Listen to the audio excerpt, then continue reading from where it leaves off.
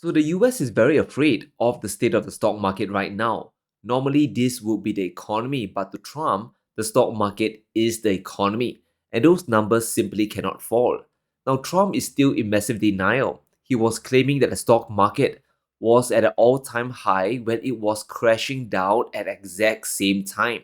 America's 250th year is set for an economic boom, the lights of which no nation has ever seen before. No nation has ever been in the place that we are right now.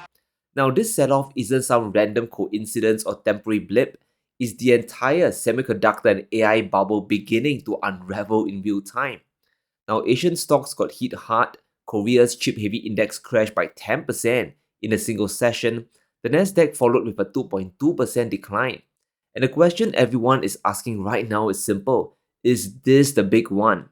Now, oil prices have dropped below $80 a barrel, and that sounds like relief, but the impact of months of elevated energy prices have really bled deeply into the inflation data, and it's now threatening rate hikes that could collapse literally everything. Now, big banks are now projecting the Fed will hike rates in September. That is an enormous acceleration from previous expectations. People were all saying that hikes will only happen in mid 2027. So markets are aggressively repricing to account for this new and very clear danger. Now, rates simply cannot keep climbing without stocks reacting. The entire AI bull market was built on one core assumption that big tech would keep spending endlessly and that the US consumer would remain rock solid throughout. And neither one of those assumptions holds if higher rates start squeezing borrowing capacity across the board.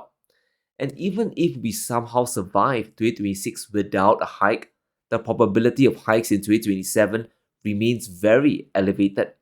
Now, by April next year, the odds of at least one rate hike sits at 90%. The odds of two or more hikes exceeds 60%. So rates could hit 4.5% or higher within the next 12 months, regardless of what happens with the Iran deal. And this is why markets are cracking. Now, yesterday's 2% loss was nothing if investors really decide to turn tail and run. And the amount of embedded risk in the current system is absolutely staggering. Retail investors have gone all in on leverage tech and semiconductor funds. They are betting very, very big. Over $40 billion is sitting in leverage funds betting on US tech companies to go up. Now, for chips specifically, over 30 billion is concentrated in 3x leverage funds. That means a 33% decline doesn't just hurt these investors, it completely wipes them out and forces mass forced liquidations that's going to accelerate the crash even further. So if the floor falls from here, there's a very long way down. The leverage longs, they're going to get squeezed. A 10% plunge translates to 30% pain for those positions. When all the forced selling starts, it just feeds on itself. There simply cannot be any more pressure added to the US right now. The stock market is effectively controlling the US economy, as bizarre as that sounds, but the bond market controls both the stock market and the economy sitting underneath it. And that's precisely why Scott Bessent had to get on the phone with Japan to prevent a complete implosion. Now, he's trying to contain a currency crisis that was directly caused by Trump's war on Iran.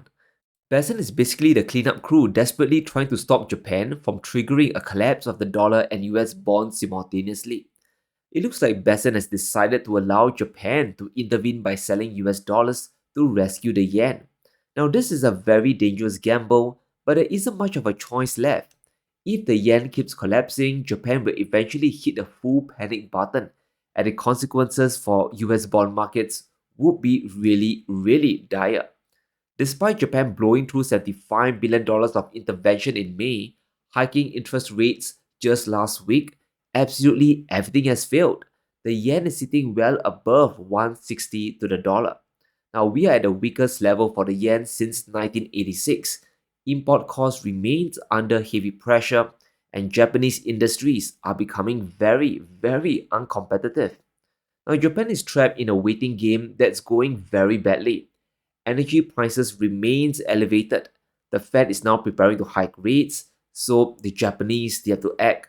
and they have to act soon before something breaks forever. Now, Japan's finance minister Katayama just confirmed that Besen has given his blessing for bold action, and that means a combination of currency intervention and potentially more rate hikes coming from Tokyo. Now, what the US fears most is Japan dumping their $1.2 trillion in US bond holdings onto the market. Japan's holdings did increase by nearly 20 billion from March to April, but they're still down 30 billion from February levels. Now, Besson absolutely cannot afford Japan to start selling now, especially when US short-term rates are already moving up higher. The 2-year Treasury yield has already hit its highest level since February 2025. The short end of the curve is pricing in the coming rate hikes. And if Japan starts selling long-term Treasury holdings on top of that, it could trigger a violent repricing across the entire long end of the curve as well. And that's the scenario Besson is losing sleep over. The main fear driving every decision in Washington right now is directly connected to the AI data center build-out. Now, that single spending wave is what's holding up both the US economy and the US stock market at the same time. It represents nearly 2% of the entire US GDP. It's why global investors poured money into US stocks in the first place. Now, in 2027, US hyperscalers are collectively planning to spend $1 trillion on AI capital expenditure alone. That's nearly 10 times China's planned AI spending. But those plans only work if rates stay stable enough to borrow money affordably. Markets have already priced in that trillion-dollar build-out. So if it slows or stops, valuations, they're going to collapse fast. Now, Bassett himself is deeply afraid of China getting ahead in AI. He understands the US needs to keep spending aggressively. It's partly to prop up GDP, for sure, but stock valuations as well. The biggest strategic fear is genuinely about China winning the AI race outright. Because if the Chinese wins, they will 100%, 1000% export affordable AI solutions globally. US tech companies, they're going to lose their pricing power. And critically, those Chinese AI chips and solutions, they're going to be sold in yuan, in RMB, rather than dollars. So de-dollarization is going to accelerate throughout the tech sector itself. The dollar loses yet another structural pillar of global demand. Now, even the former CEO of Google has admitted publicly that China is not years behind AI.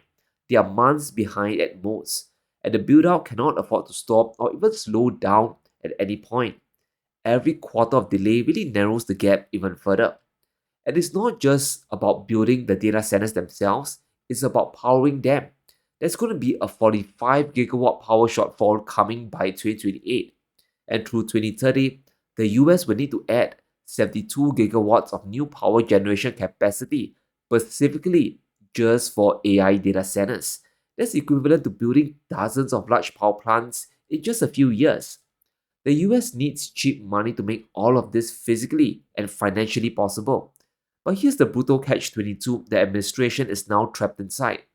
Japan also cannot afford a weak yen or their own interest rates to explode higher. These two requirements are really in direct conflict. Now, Japan is planning to unleash a 370 trillion yen investment program to build out their own domestic chip sector. That's over $2 trillion in committed spending. And to fund this and prevent their currency from collapsing further, Japan, they might need to sell dollars. But if Japan calibrates that selling wrongly, it's going to break the US bond market at the exact moment the US really needs it to be stable. Now, the Iran deal is still hanging on a very thin thread here. There are significant unresolved differences, and that's dangerous for US bonds and the markets. And it's not just on nuclear material disposal, even the question of Hormuz tolls has become a really serious sticking point in negotiations. Now, the inflation threat from the energy crisis is genuinely not over. Would you block a final Iran deal if it included any kind of fees on shipping? Yeah, no, it would be unacceptable to me because we have numerous straits, and if you did that for them, you'd have to do it for other people. You have other straits. I wouldn't allow it there either. Yeah, it would be a game changer. But Japan's problems don't end with the Iran deal uncertainty. China is actively throttling Japan's industries at the exact same time. And Beijing is not going to let Japan advance smoothly in their chip ambitions without extracting maximum concessions. And the tension between China and Japan, they have not been resolved yet, not by long shot. So China has cut off critical mineral exports to Japan with devastating effect. Tungsten used in automotive manufacturing, yttrium and terbium, they are used in high-performance magnets. And since January, those vital exports from China have crashed to near zero. Japan is now being forced to drain existing stockpiles and really scramble around for alternative suppliers. Now, finding those alternatives is not easy, and it's not going to be fast. It could take months, it could even take years. Now, the CEO of Sumitomo, one of Japan's most important industrial companies, just admitted the obvious to the world. He has just become Captain Obvious. Now, if Japan gets shut out by China on critical minerals, it's definitely going to cause severe problems for Japanese manufacturing because the G7 simply cannot replace China's rare earth supply chain overnight or even over several years. Japan's dependency on China for specific materials really remains extreme. And we are talking about 60% dependency for rare earth elements like scandium and up to 90% dependency for certain rare earth oxides.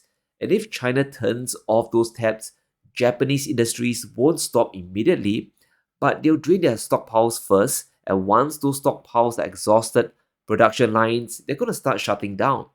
At the very least, prices for every product containing these materials, they are going to spike. Now, there are still some elements flowing from China to Japan, and that includes lanthanum and cerium, but China could always cut those off too at any moment and deliver yet another body blow to Japan's manufacturing industry. Now, everything in this confrontation ultimately comes down to leverage and dependency. So, who kind of needs who more? Japan's trade with China represents approximately 20% of their entire economy. For China, it's only 5%. And that compares to a smaller and declining share of trade with the US. Japan's Prime Minister is going to face enormous pressure to concede to China, to Chinese demands sooner rather than later. And the economic math really makes the outcome inevitable. Now, the geopolitical chess game is going to get more complicated with every passing week, and the US is acutely aware of just how financially vulnerable their position is, especially with the midterms approaching. That's exactly why Besson is working so hard to hold everything together right now, calling Japan, managing the bond markets, trying to keep the Iran deal alive. He's doing everything possible to buy time before the economic pressure becomes impossible to contain, while Trump is still out there trying to hype everything up, claiming all-time highs while the markets are crashing, and the level of denial is just staggering. We have the hottest country anywhere in the world. We're the most powerful, we're the smartest, we're the most respected. 2 years ago, we were a laughing stock all over the world. We had a terrible group of people representing us. Every leader, I just left G7, every leader, and we had a lot of people in addition to G7, as you know, came.